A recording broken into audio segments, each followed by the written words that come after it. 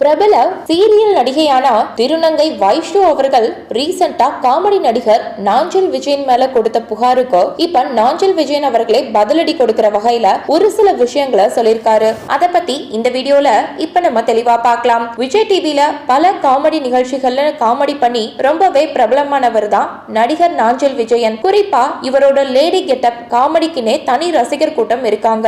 மேலும் இவருக்கு திருமணமாகி ஒரு குழந்தையும் இருக்கு. இப்படி இருக்கும் போது ரீசெண்டா திருநங்கை வைஷ்ணு அவர்கள் நாஞ்சில் விஜயன் தன்னை காதலிச்சு ஏமாத்திட்டாரு அப்படின்னும் என்கிட்ட சில கடைசியா வாங்கின நகைகளை அவரே வச்சுக்கிட்டு திருப்பி தரல அப்படின்ற மாதிரியும் சில அதிர்ச்சியான விஷயங்களை சொல்லியிருந்தாங்க. இத பார்த்துட்டு பல ரசிகர்கள் நடிகர் நாஞ்சில் விஜயனை ரொம்பவே மோசமா திட்டிட்டு வந்துட்டு இருக்காங்க. இன்னும் சில பேர் இது உண்மையா அப்படின்ற மாதிரி அவர்கிட்டயே கேட்டுட்டு வராங்க.